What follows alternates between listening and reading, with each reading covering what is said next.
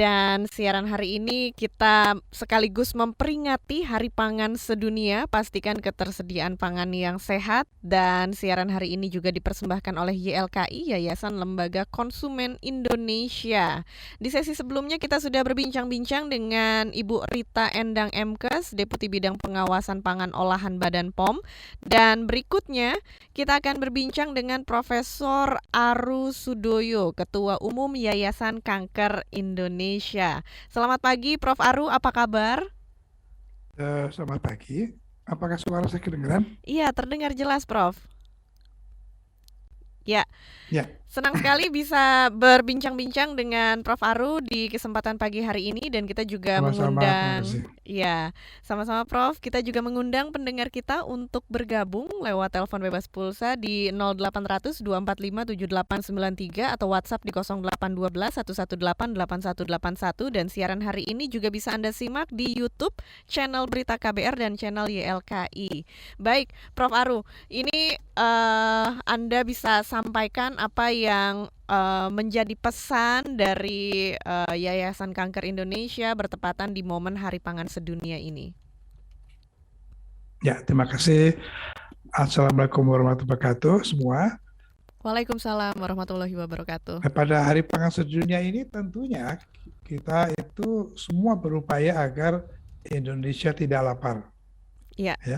Agar makanan itu cukup. Tetapi seperti yang tadi telah disampaikan oleh kedua pembicara sebelumnya, kita tidak hanya berbicara mengenai adanya makanan, tapi kualitas dari makanan. Nah, satu hal yang kita harus tahu adalah bahwa kita tahu kanker itu penyakit yang menakutkan. Penyakit itu memberi penderitaan yang amat sangat besar dengan membebani pemerintah, ya, BPJS itu nomor 2. Dan nomor 2-nya tuh karena nomor 1 tuh jantung, tapi jumlahnya besar sekali dan bisa sembuh. Kalau kanker itu kemungkinan sembuhnya tentunya lebih kecil dengan jumlah yang lebih sedikit. Nah, sekarang mengenai hubungan dengan pangan. 95 atau begini, faktor risiko untuk terkena kanker ini, orang suka tanya, apakah itu diturunkan? Nah, yang diturunkan itu hanya 5-8%. 90-95% kanker itu diakibatkan oleh exposure atau pajanan terhadap lingkungan. Lingkungan itu artinya kebiasaan, gaya hidup, maupun hal-hal yang berhubungan dengan sekitar kita. Di sini kita lihat bahwa kita semua tahu merokok itu adalah faktor risiko untuk kanker sebanyak 30%. Tapi makanan 35% lebih besar. Ya, dan ini bisa mengagetkan orang yang tidak tahu, karena yang kita lihat sekarang adalah bahwa kita jarang memikirkan mengenai makanan sebagai faktor risiko kanker. Iya. Karena apa? Karena kanker itu membutuhkan antara 10 sampai 20 tahun untuk jadi. Jadi kanker yang diidap oleh seorang pasien berumur 55 tahun sebetulnya sudah dimulai dari pembelahan sel yang tidak normal, yang tidak terdeteksi dan tidak dapat diatasi oleh tubuh pada waktu umurnya 30-an tahun. Ini kita semua ini yang hadir di acara ini sedang mengalami kesalahan pembentukan sel yang dapat berubah menjadi kanker setiap menit. Tapi mengapa kita tidak kena kanker? Karena kita mempunyai sistem repair, kita punya montir yang dan satpam yang keliling-keliling tubuh kita. Kalau ada sel yang menuju ke kanker, langsung dihancurkan. Nah, kanker terjadi kalau keseimbangan itu dirusak.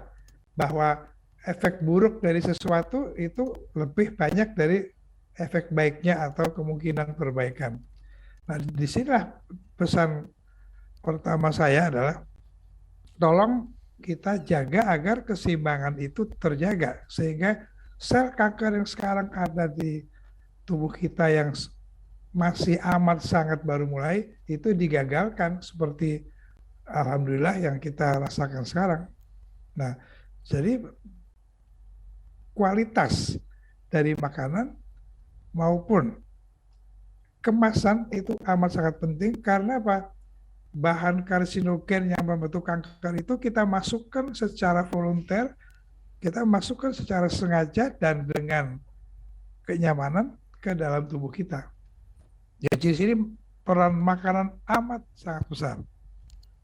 Ya, jadi sekali lagi kalau kita bikin summary dari sebenarnya faktor risiko apa yang paling besar yang dapat kita ikuti untuk mencegah kanker, ada 3 yang utama. Satu adalah menjaga berat badan tubuh kita yang baik, kedua olahraga, ketiga adalah makan yang baik. Dan itu besar sekali. Kita tidak bicara mengenai rokok, itu udah jelas. Tapi 3 ini yang selama ini kita anggap sebagai hal yang taken for granted kalau orang bilang, bahwa kita anggap itu sudah seharusnya ada,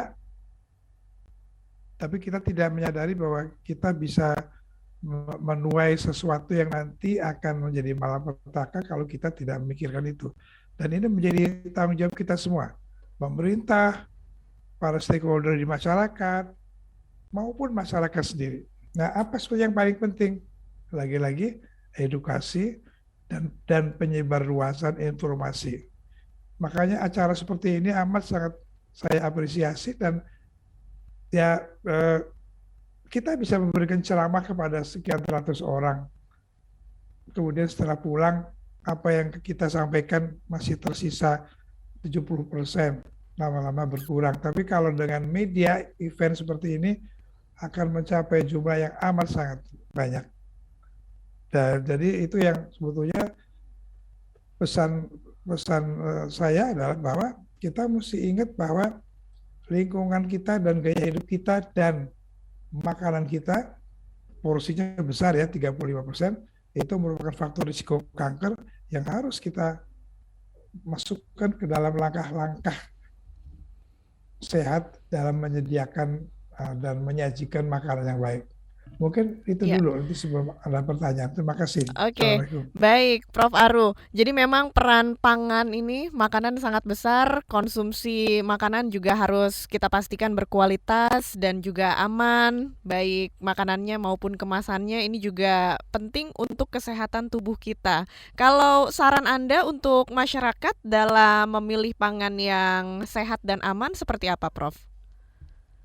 Ya, sebelum kita memberi saran kepada masyarakat mesti kita informasikan dulu apa yang harus mereka apa yang harus mereka lihat. Nah, kalau mereka nggak tahu. Dari Yayasan Kanker Indonesia seperti apa peran dalam mengedukasi masyarakat terutama terkait pangan yang aman? Ya, jadi kami memberikan edukasi acara-acara pertemuan terutama dengan media ya, tapi tentunya masih amat sangat kurang dengan negara sebesar ini. Jadi kami hanya mungkin sebagian kecil dari, walaupun kami mempunyai lebih dari 100 cabang, tapi semua kan bergerak sendiri. Jadi sekali lagi edukasi, karena memang misi kami adalah menyadarkan masyarakat akan kanker itu dengan segala aspeknya. Edukasi adalah hal yang paling penting. Edukasi artinya memberi informasi.